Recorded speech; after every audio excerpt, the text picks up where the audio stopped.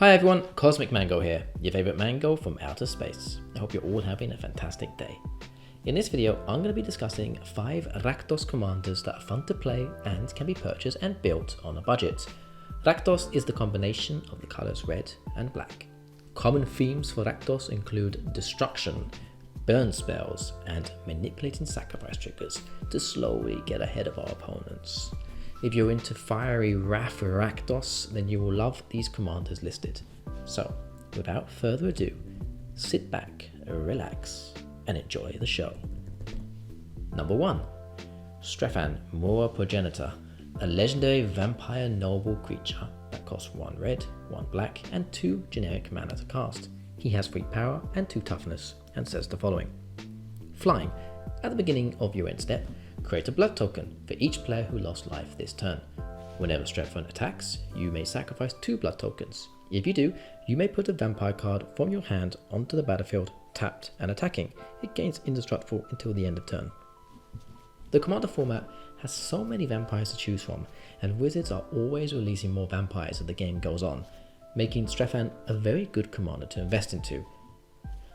If you like the idea of playing an aggressive deck that keeps attacking and throws in more and more vampires as the game goes on to build a huge tribe of bloodsuckers, then you will love Strefan as a commander. Strefan can very easily trigger his first ability to make blood tokens, so don't worry about that. Rakdos has loads of easy ways to drain life from opponents. You can buy this commander for around $1. Number 2. Juri, Master of the Revue. A legendary human shaman creature that costs 1 red and 1 black mana to cast. It has 1 power and 1 toughness and says the following. Whenever you sacrifice a permanent, put a +1/+1 counter on Juri, Master of the Revue. When Juri dies, it deals damage equal to its power to any target. First thing to note with Juri is it gets +1/+1 counter for whenever you sacrifice a permanent. It doesn't specify a specific permanent. So this is a very, very good situation for us. This means we can choose things like treasures, creatures, and even lands as a resource to pump up Juri. With this in mind, suddenly it feels like we can really unlock full potential with this commander and totally pop off. Let Juri get big enough and it can sit on the board as a sort of ticking time bomb or a hot potato. Players do not want it to blow up in their faces. You can buy this commander for around 35 cents. Number 3. Kardur, Doomscourge, a legendary demon berserker that costs 1 red and 1 black and 3 generic mana to cast. It has 4 power and 3 toughness and says the following. When Kardur Doomscourge enters the battlefield, until your next turn, creatures your opponent's control attack each combat if able and attack a player other than you if able. Whenever an attacking creature dies, each opponent loses 1 life and you gain 1 life. Kardur is a very unique commander. Playing with forced combat is very unique and fun mechanic. This is a mechanic we don't see so often. This dude loves wreaking havoc on the board. Look at him whirling that lightning chain in the picture, it's pretty funny. You can very easily reuse his enter the battlefield ability with some graveyard recursion since you have access to black. Kardur is a lot of fun and very easy to build on a budget. And you can buy this commander for around 35 cents. Number 4. Xantcha, Sleeper Agent, a legendary Phyrexian minion creature that costs 1 red, 1 black, and 1 generic mana to cast. She has 5 power and 5 toughness and says the following. Xantcha, Sleeper Agent, enters the battlefield under the control of an opponent of your choice. Xantcha attacks each combat if able and can't attack its owner or planeswalkers its owner's controls. For 3 generic mana, Xantcha's controller loses 2 life and you draw a card. Any player may activate this ability. So Xantcha is a very unique commander indeed, and some of you may be shocked to see her on a budget list. She's always been quite expensive to purchase.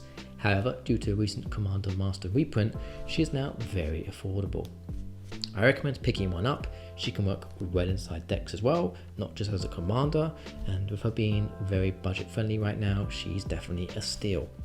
I played against many Xantcha decks for a while now, and I've played her myself a few times. In my experience, players love her. The extra cards and extra threat make the game more interesting. If you like the idea of this, then please give her a try. She's a lot of fun. And you can buy this commander for around 99 cents. Number 5, the final card on my list, Graven Predator Captain. A legendary human warrior creature that costs 1 red, 1 black and 3 generic mana to cast. He has 5 power and 5 toughness and says the following. Menace. Graven Predator Captain gets +X/+0, where X is the amount of life you've lost this turn. Whenever Greven attacks, you may sacrifice another creature.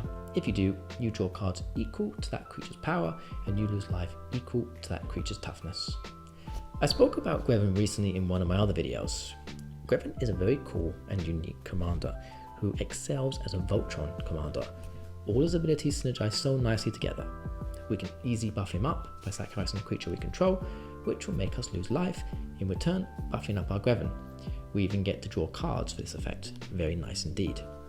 In my opinion, the optimal way to build a Greven deck is to focus on big power creatures to sacrifice and gain huge card advantages.